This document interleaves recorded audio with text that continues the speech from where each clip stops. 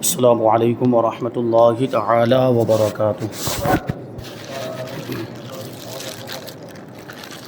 نحمده ونصلی ونسلم علی رسولہ الکریم، اما بعد فاعوذ باللہ من الشیطان الرجیم، بسم اللہ الرحمن الرحیم۔ ان اللہ وملائکتہ یصلون علی النبی یا ایہا الذین آمنوا صلوا علیہ وسلموا تسلیما۔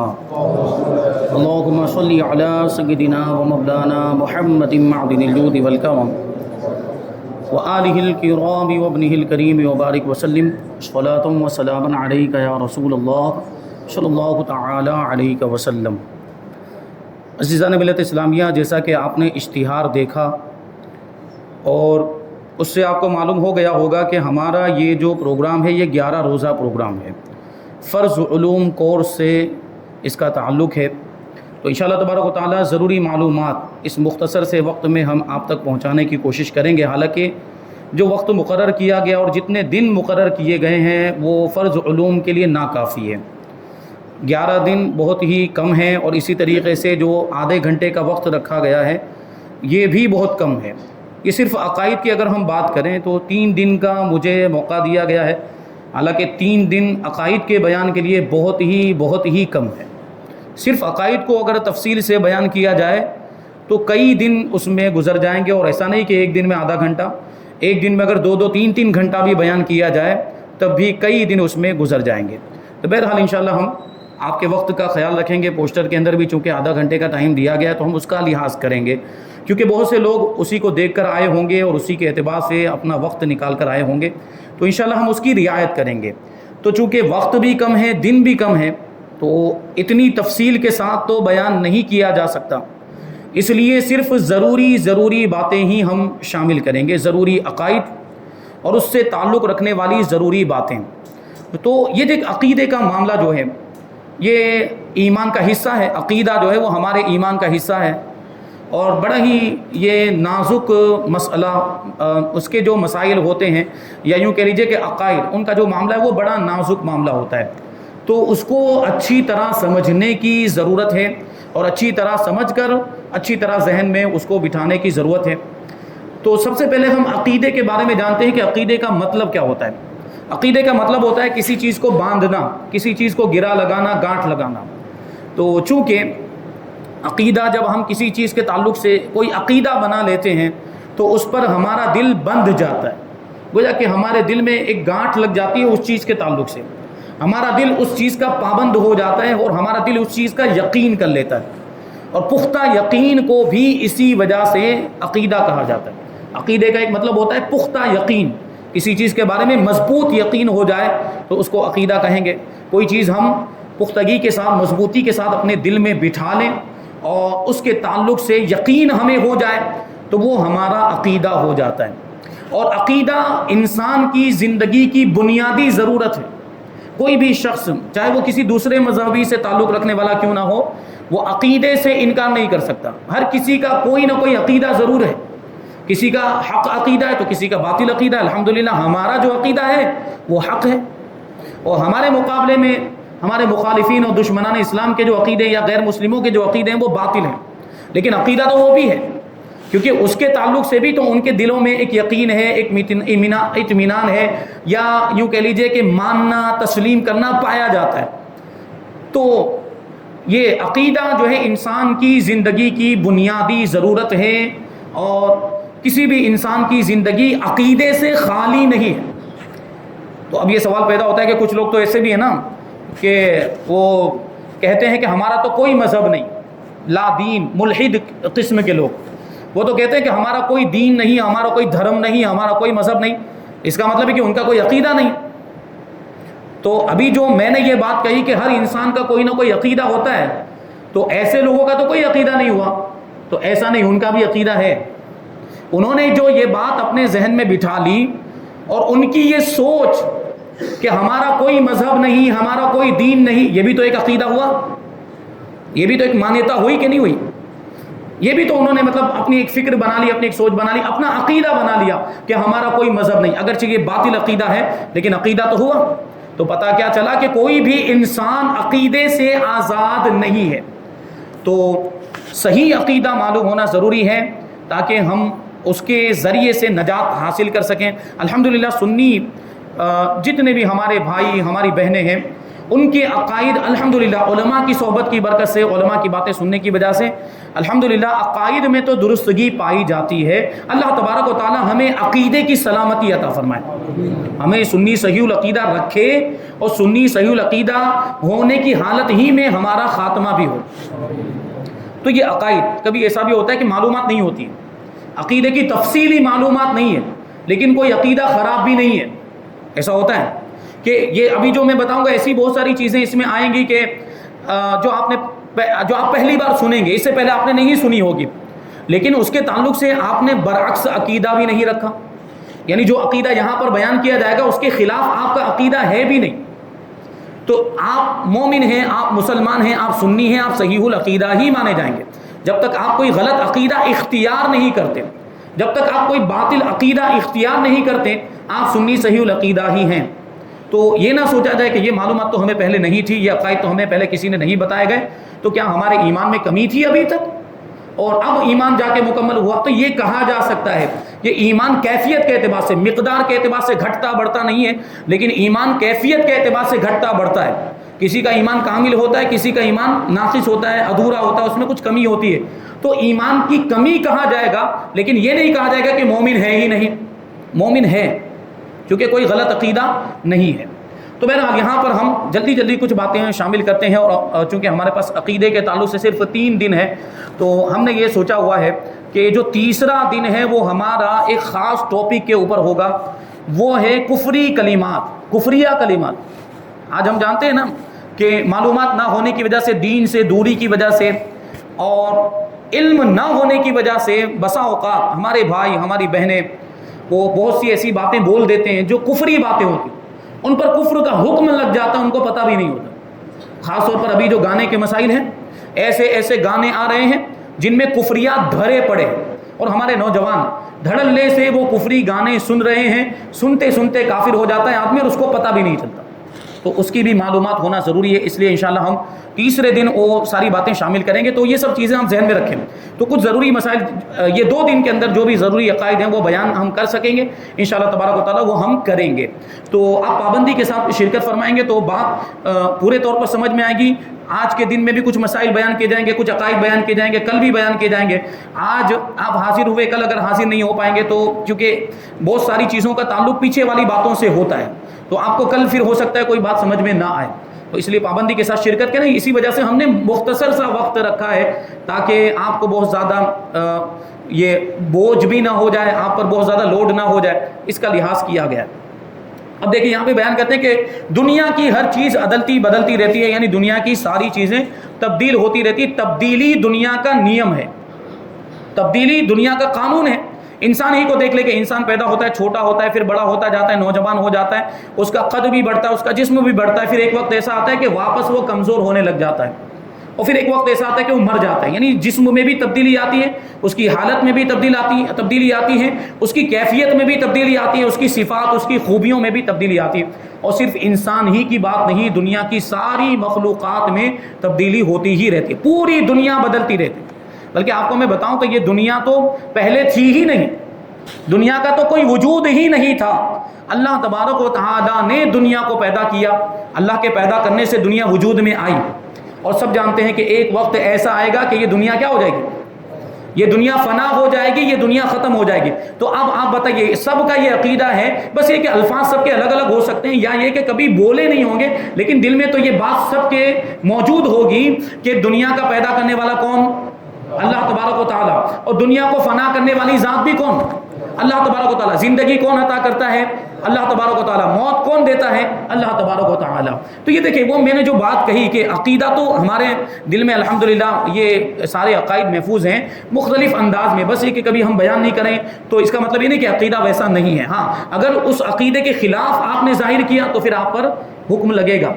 تو بہرحال یہاں بات کریں کہ دنیا عدلتی بدلتی رہتی ہے اور کبھی نہ کبھی یہ دنیا فنا ہو جائے گی. ایک وقت ایسا آئے گا کہ پوری دنیا فنا ہو جائے گی اور ساری مخلوقات بھی فنا ہو جائیں گی، اور کسی نہ کسی وقت وہ پیدا ہوئی ہے، یعنی کیا مطلب ہوا کہ پہلے نہیں تھی پھر بعد میں اس دنیا کو وجود بخشا گیا ہے، تو ضرور ان سب چیزوں کا کوئی پیدا کرنے والا اور ان ساری چیزوں کو کوئی ناپید کرنے والا بھی ہے، یعنی ان ساری چیزوں کو فنا کرنے والا بھی کوئی نہ کوئی ہے، اور اس ذات کا نام کیا ہے؟ اللہ۔ اس ذات کا نام کیا ہے؟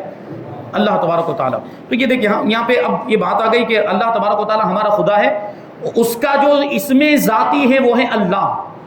تو یہاں پر یہ بات ذہن میں رہنی چاہیے کہ اللہ تبارک و تعالیٰ کو پکارنے کے لیے یا اللہ تبارک و تعالیٰ کا تذکرہ کرنے کے لیے، اللہ تبارک و تعالیٰ کا ذکر کرنے کے لیے بسا اوقات کچھ غلط الفاظ بھی بول دیے جاتے ہیں، جیسے اوپر والا بول دیا جاتا ہے، یہ نہیں بول سکتے، منع ہے۔ اوپر والا، اللہ تبارک و تعالیٰ کو اوپر والا نہیں بول سکتے، کیونکہ اللہ تبارک و تعالیٰ ڈائریکشن سے پاک ہے، وہ کسی جہت یا کسی ڈائریکشن میں نہیں ہے۔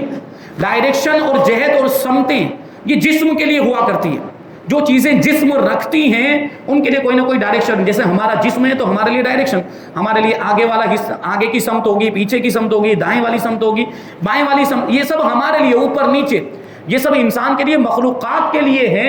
اللہ تبارک و تعالیٰ کے لیے کوئی ڈائریکشن نہیں، وہ ساری جہتوں سے پاک ہے۔ تو اوپر یہ ایک ڈائریکشن ہے کہ نہیں؟ اوپر یہ ایک جہت ہے کہ نہیں؟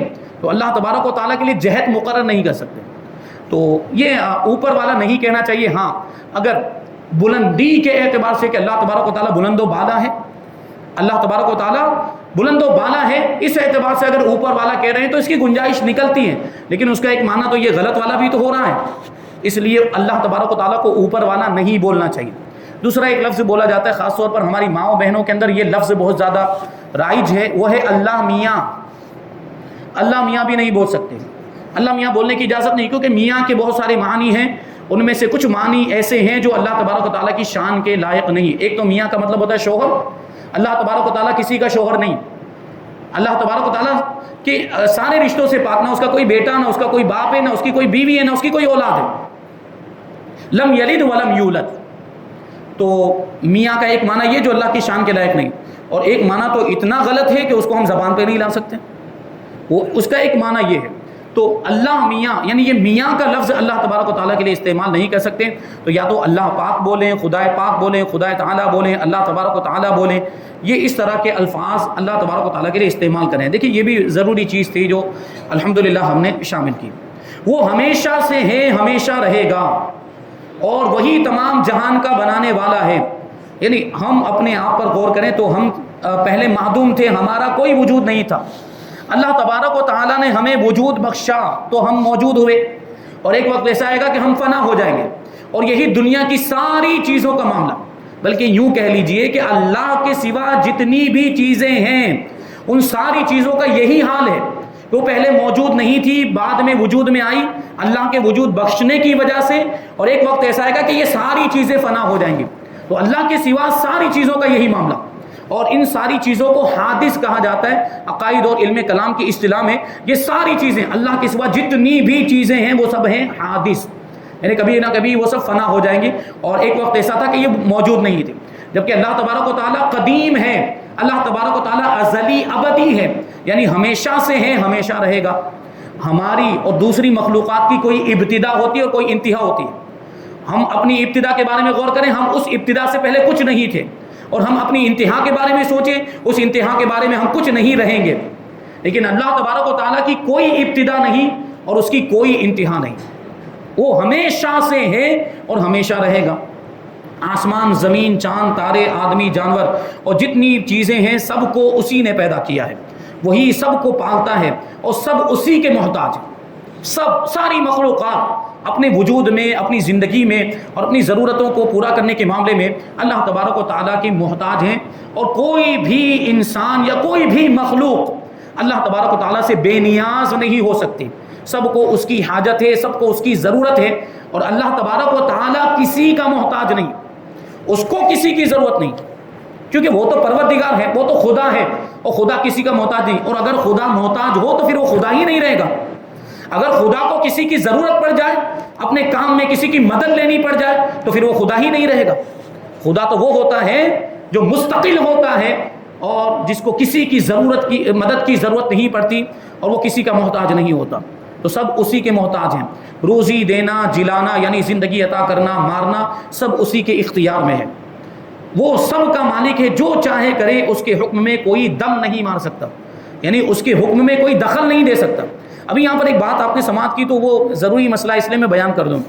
یہ جو آپ نے سنا کہ زندگی دینا اور موت دینا اسی کے اختیار میں، یعنی موت کون دیتا ہے؟ اللہ تبارک و تعالیٰ۔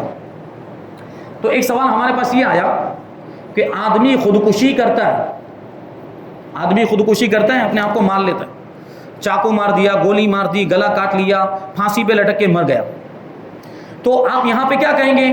اس کو کس نے موت دی؟ خودکشی کرنے والے کو بھی تو موت اللہ ہی نے دی، تو پھر خودکشی کرنے والا مجرم کیسے ہوا؟ ہم خودکشی کرنے والے کو برا سمجھتے ہیں؟ خودکشی کرنا اسلام میں حرام ہے، گناہ کبیرہ ہے کہ نہیں خودکشی کرنا؟ تو وہ آدمی نے ہم سے سوال پوچھا کہ خودکشی کرنے والے نے بھلے خودکشی کر لی، لیکن اس کو موت تو اللہ تبارک و تعالیٰ نے ہی دی ہے، تو پھر وہ مجرم کیسے ہوا؟ تو اس کا جواب سیدھا سادہ ہم نے جو اس کو دیکھیں، جیسا سوال ہوتا ہے کبھی ویسا جواب بھی دینا پڑتا ہے۔ تو میں نے کہا کہ ویسے تو پھر وہ جو مرڈر کرنے والا ہوتا ہے نا، وہ بھی مجرم نہیں ہے، اگر کوئی کسی کا مرڈر کر دے تو وہ بھی مجرم نہیں ہے۔ ابھی وہ شرعی دلائل کی روشنی میں اس کا جواب دیا جا سکتا ہے، لیکن ابھی اس کو سمجھاتے ہو سکتا ہے بات سمجھ میں نہیں آتی، تو میں نے اس کو کہا کہ پھر تو قاتل بھی مجرم نہیں، اس کو پھر پھانسی کی سزا نہیں دینی چاہیے، کیوں؟ قاتل نے جب کسی کو قتل کیا ہوگا تو وہ مرا، سامنے والا مرا ہے، اس کو مارا تو اللہ تبارک و تعالیٰ نہیں ہے، اس کو موت تو اللہ تبارک و تعالیٰ نہیں عطا فرمائی، تو اس کا مطلب قاتل بھی مجرم نہیں ہے، تو پوری دنیا بے وقوف ہے جو قاتل کو سزا دے رہی ہے۔ اس کو بات سمجھ میں آ گئی۔ یعنی ہمارے جو اعمال ہیں انسانوں کے یا دوسری مخلوقات کے اعمال، اس میں ہمارے ارادے کا دخل ہوتا ہے، ہماری مرضی کا دخل ہوتا ہے، ہم اپنی مرضی سے کوئی کام کرتے ہیں، اپنے ارادے سے کوئی کام کرتے ہیں، اور اس کام کو انجام تک پہنچاتا ہے اور اس کام کو وجود بخشتا ہے اللہ تبارک و تعالیٰ۔ ہم کسی چیز کا ارادہ کرتے ہیں اور اس کو کرنے لگ جاتے ہیں، اس کے اسباب مہیا کر لیتے ہیں، پھر اس کام کو وجود بخشتا ہے اللہ تبارک و تعالیٰ۔ تو یہ مطلب ہوا، تو اس میں ہمارے ارادے کا دخل ہے، اور اسی ارادے کی وجہ سے ہم مجرم بنتے ہیں۔ اگر خدا نہ خواستہ اگر ہم کوئی غلط کام کر رہے ہیں تو ہمارے ارادے، ہماری مرضی کی وجہ سے ہم غلط کام کرنے کی وجہ سے مجرم ہیں، گنہگار ہیں۔ تو یہ بات بہت بڑی باریکی والی بات، گہرائی والی بات ہے، اور الحمدللہ ہم نے اس کو آسانی کے ساتھ سمجھانے کی پوری کوشش کی۔ تو اللہ تبارک و تعالیٰ کے حکم میں کوئی بھی دم نہیں مار سکتا، کوئی بھی دخل اندازی نہیں کر سکتا۔ ہے کسی کے اندر یہ طاقت کہ اللہ تبارک و تعالیٰ کے حکم میں دخل اندازی کرے؟ نہیں کر سکتا، کسی کے اندر یہ طاقت ہی نہیں۔ وہ ہر کمال و خوبی کا جامع، یعنی اس کے اندر ہر کمال پایا جاتا ہے، اس کی ذات میں ہر خوبی پائی جاتی ہے، اور ہر عیب و نقصان اور برائی سے پاک ہے۔ اس کے اندر کوئی عیب نہیں، اس کے اندر کوئی کمی نہیں، اس کے اندر کوئی برائی نہیں ہے، کیونکہ اگر خدا کے اندر برائی آ جائے، خدا کے اندر کوئی عیب آ جائے، خدا کے اندر کوئی کمی آئے، تو وہ خدا رہے گا؟ خدا کا تو سارے عیبوں سے پاک ہونا ضروری ہے۔ تو یہ ہمارے مخالفین وہاں بھی معاذ اللہ، یہ ان کے مولوی وہ رشید احمد گنگوئی کیا لکھ کر گیا کہ معاذ اللہ، اللہ تبارک و تعالیٰ جھوٹ بولنا چاہے تو بول سکتا ہے لیکن بولے گا نہیں۔ تو امکان تو مانا نا اس نے، اگرچہ یہ نہیں کہا کہ معاذ اللہ اللہ نے جھوٹ بولا، لیکن یہ بات کہی اس نے، ممکن مانا اس نے۔ ان کا عقیدہ یہ ہے معاذ اللہ کہ اللہ تبارک و تعالیٰ جھوٹ بولنا چاہے تو بول سکتا ہے۔ ابھی اس پر گفتگو کریں بڑی لمبی بات ہو جائے گی۔ میں نے کہا تھا کہ اگر تفصیل سے بات کریں تو یہ 3 دن بھی ہمارے لیے کم ہے۔ تو بہرحال وہ جو عقیدہ ہے وہ سراسر اسلام کے خلاف عقیدہ ہے، باطل عقیدہ، کیونکہ جھوٹ بولنا عیب ہے، یہ بات آپ ذہن میں، ہر کوئی جانتا ہے جھوٹ عیب ہے، یہ ہر کوئی جانتا ہے کہ نہیں؟ اور صرف اسلام کے اندر یہ جھوٹ بولنا برا نہیں، بلکہ دنیا کے سارے مذاہب کے اندر جھوٹ بولنا برا سمجھا جاتا ہے، بلکہ جن کا کوئی مذہب نہیں ہے وہ بھی جھوٹ کو برا سمجھتے ہیں کہ نہیں، عیب سمجھتے ہیں۔ اب وہی عیب معاذ اللہ خدا کے لیے ثابت کر رہا ہے وہ بے وقوف خبیث کہیں کا رشید احمد گنگوئی، یہ ان کا باطل عقیدہ۔ اللہ تبارک و تعالیٰ ہر برائی سے پاک ہے، وہ ظاہر اور چھپی چیز کو جانتا ہے، جو چیز چھپی ہوئی ہے اس کو بھی جانتا ہے، کوئی بھی چیز اس سے پوشیدہ نہیں، چاہے وہ ظاہر ہو یا چھپی ہوئی ہو۔ تو اس سے ہمیں یہ بات عبرت حاصل کرنی چاہیے، یہ سبق حاصل کرنا چاہیے کہ ہم تنہائی میں گناہ کریں یا لوگوں کے سامنے گناہ کریں، ہر جگہ ہمیں اللہ تبارک و تعالیٰ دیکھ رہا ہے۔ تنہائی میں اگر آپ سوچیں کہ کوئی دیکھنے والا نہیں، لاؤ گناہ کر لیتے ہیں، تو وہاں کوئی انسان نہ دیکھے، کوئی مخلوق نہ دیکھے، لیکن پروردگار تو دیکھ رہا ہوتا ہے۔ اور یہی تصور اگر ہمارے ذہن میں پیدا ہو جائے کہ ہمیں ہر وقت ہر جگہ پر ہمارا رب دیکھ رہا ہے، تو پھر انسان گناہوں سے بچے گا، کیونکہ جب گناہ کرنے کا ارادہ کرے گا تو اس کے ذہن میں یہ بات آئے گی کہ میرا پروردگار مجھے دیکھ رہا ہے، تو میں گناہ نہ کروں، میں گناہ سے بچوں، اور وہ گناہ سے بچے گا۔ تو یہ تصور ذہن میں پیدا کرنے کی کوشش کریں۔ کوئی چیز اس کے علم سے باہر نہیں۔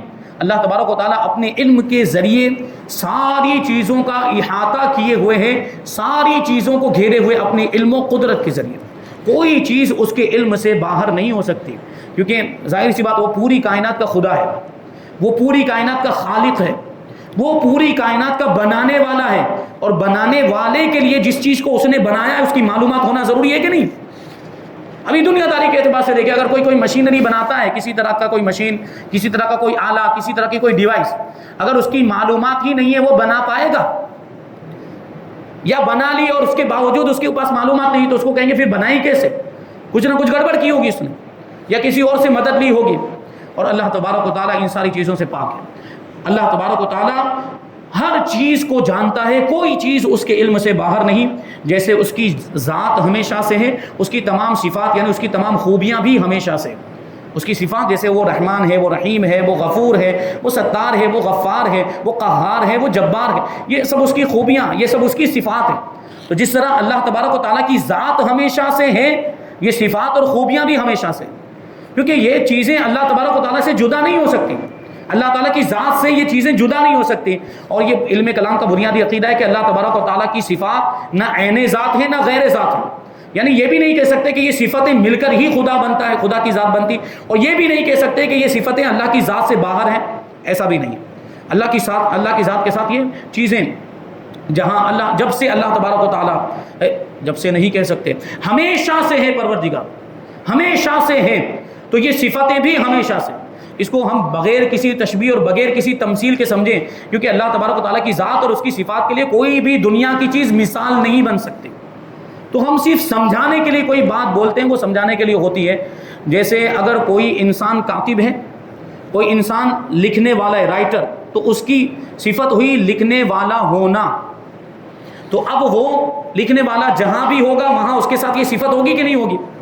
ایسا ہے کہ مطلب صورت میں جب تک ہے وہ لکھنے والا ہے، صورت میں جب تک ہے وہ کاتب ہے، احمد آباد چلا گیا تو اب کاتب نہیں رہا، ایسا کچھ ہوتا ہے؟ وہ خوبی اس کے ساتھ ساتھ جائے گی۔ تو اللہ تبارک و تعالیٰ کی صفات بھی اللہ تبارک و تعالیٰ کی ذات کے ساتھ ہیں، ہمیشہ سے اللہ تبارک و تعالیٰ ہمیشہ سے، تو اس کی صفات بھی ہمیشہ سے۔ اور جہان کی ہر چیز اسی کی پیدا کی ہوئی ہے، ہم سب اس کے بندے ہیں، وہ ہم پر ہمارے ماں باپ سے بھی زیادہ مہربان ہے، رحم فرمانے والا ہے، گناہ بخشنے والا ہے، توبہ قبول کرنے والا ہے، اور اس کی پکڑ نہایت ہی سخت ہے، جس سے بغیر اس کے چھوڑے کوئی چھوٹ نہیں سکتا۔ جب اللہ تبارک و تعالیٰ کسی کو پکڑتا ہے، کسی کی پکڑ فرماتا ہے، کسی کی گرفت فرماتا ہے، تو پھر اللہ تبارک و تعالیٰ جب تک نہ چاہے کوئی دوسرا اس کو چھڑا نہیں سکتا۔ اللہ تبارک و تعالیٰ اگر رحم بھی فرماتا ہے تو دوسری جانب دیکھے تو قہر بھی فرماتا ہے، یعنی نافرمانوں پر اس کا قہر بھی نازل ہوتا ہے، اس کا غضب بھی نازل ہوتا ہے، اور کبھی نافرمانوں کی ایسی پکڑ ہوتی ہے کہ پھر وہ تباہ و برباد ہو جاتے ہیں۔ جیسے اگلی امتوں کے واقعات ہم سنتے رہتے ہیں، اگلی امتوں کے اندر ایسے ایسے واقعات کہ ان پر عذاب آیا نبیوں کی نافرمانی کرنے کی وجہ سے، اللہ کی نافرمانی کرنے کی وجہ سے ایسے ایسے عذاب آئے کہ وہ تباہ و برباد کر دیے گئے۔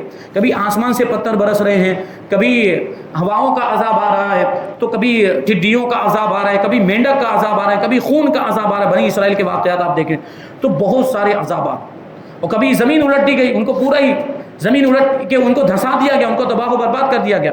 تو آج بھی عذاب آتا ہے، لیکن اس امت پر اللہ تبارک و تعالیٰ کا یہ احسان ہے کہ اجتماعی طور پر عذاب نہیں آتا، یعنی ایسا نہیں کہ پوری قوم، پوری امت ایک ہی ساتھ میں تباہ و برباد کر دی جائے۔ جیسے اگلی امتوں میں ایسا ہوا ہے کہ پوری امت ہی کسی نبی کی وہ نافرمانی کرنے کی وجہ سے پوری امت تباہ و برباد کر دی گئی، تو ایسا عذاب اس امت پر نہیں آ سکتا۔ یہ حضور پاک صلی اللہ علیہ وسلم کی رحمت کا اور آپ کے قدموں کا صدقہ ہے کہ اجتماعی عذاب نہیں آ سکتا۔ یہ وما کان اللہ لیعذبہم وانت فیہم، اللہ کی یہ شان نہیں ہے کہ ان کو عذاب دے اے محبوب جبکہ آپ ان کے درمیان تشریف فرما ہیں، اور ہمارا عقیدہ ہے کہ حضور اب بھی ہمارے درمیان تشریف فرما ہیں، حیات ہیں، زندہ ہیں اپنی قبر مبارک میں۔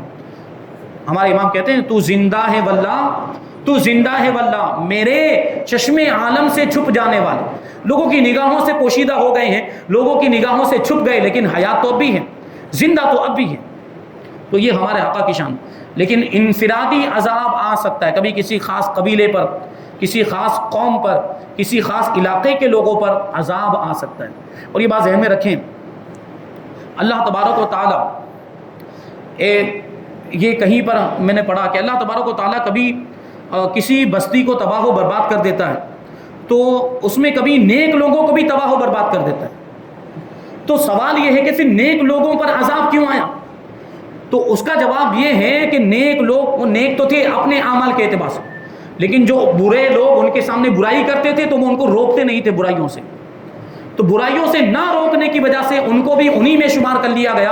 اور جس طرح بروں پر عذاب آیا پھر یہ نیک لوگوں پر بھی عذاب آیا، جبکہ یہ تو عبادت گزار تھے لیکن بروں کو برائیوں سے نہیں روکتے تھے، اس لیے ان پر بھی عذاب آیا.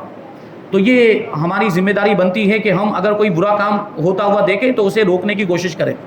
جو حدیث پاک ہے کہ تم میں سے کوئی اگر کوئی برا کام دیکھے اور ہاتھ سے اس کو روک سکتا ہو تو ہاتھ سے روکے، ہاتھ سے نہ روک سکتا ہو تو زبان سے روکے، بول کر روکے، اور یہ بھی نہ کر سکتا ہو تو دل سے اس کو برا جانے. اور یہ سب سے کمزور ایمان.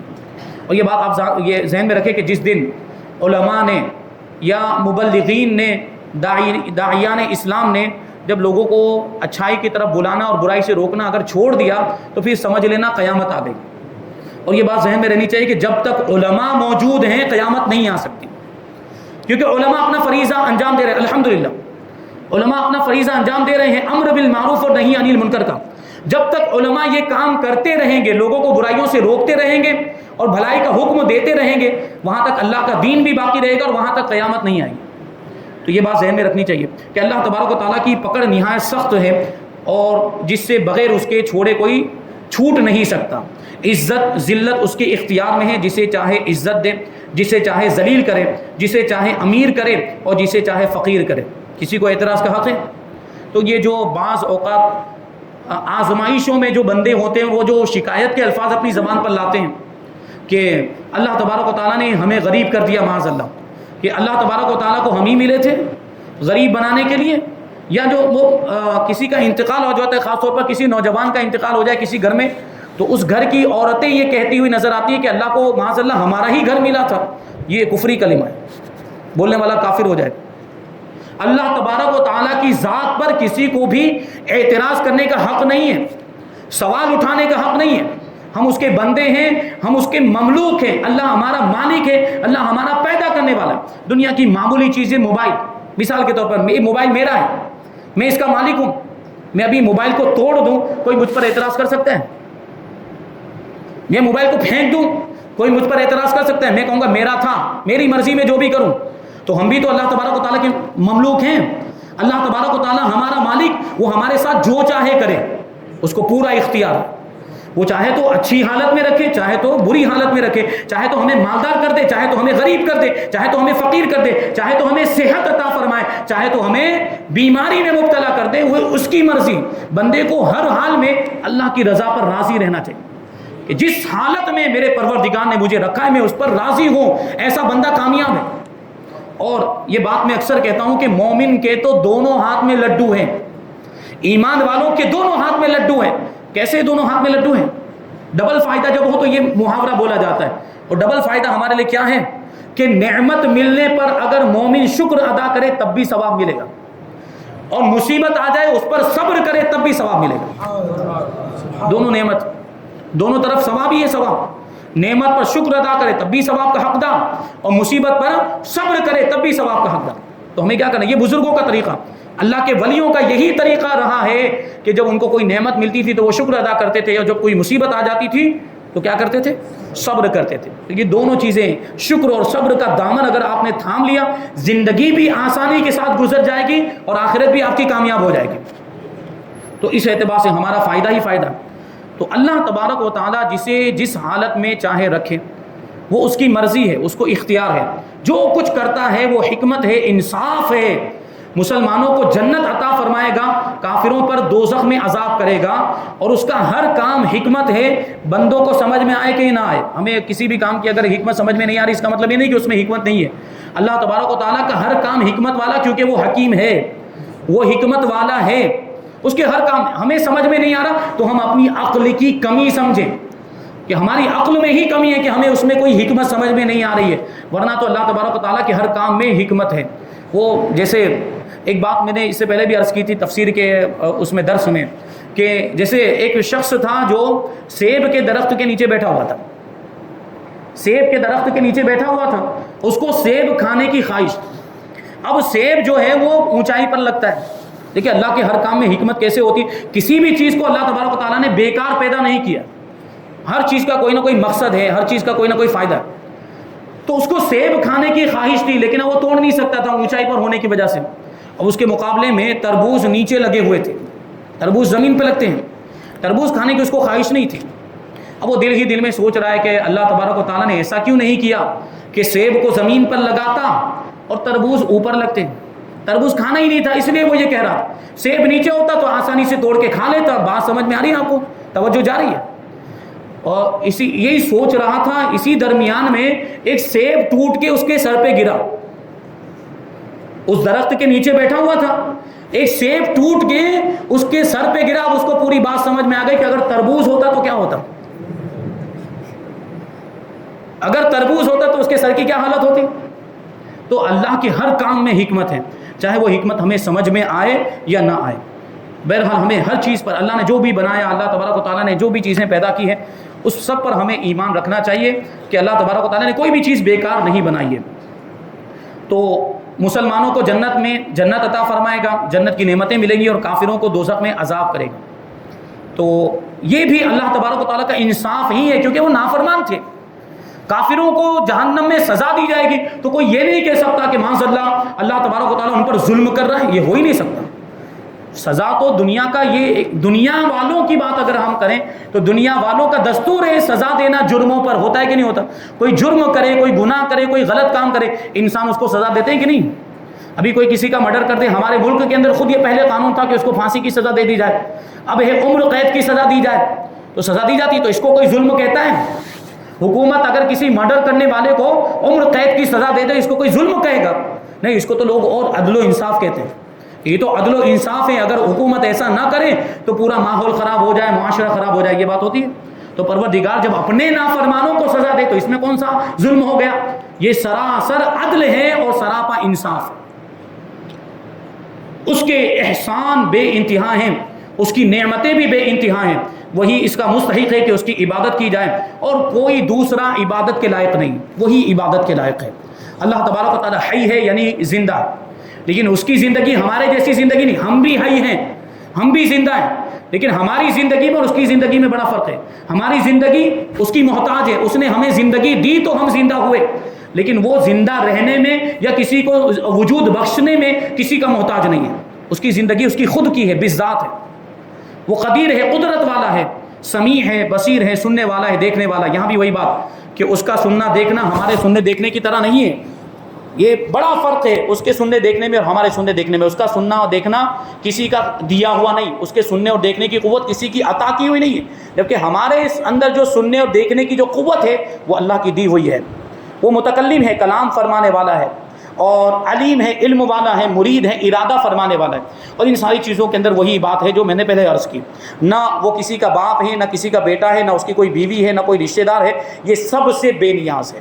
یہ اللہ تبارک و تعالیٰ کی ذات اور اس کی صفات کے ساتھ تعلق سے کچھ عقائد ہم نے شامل کیے تھے.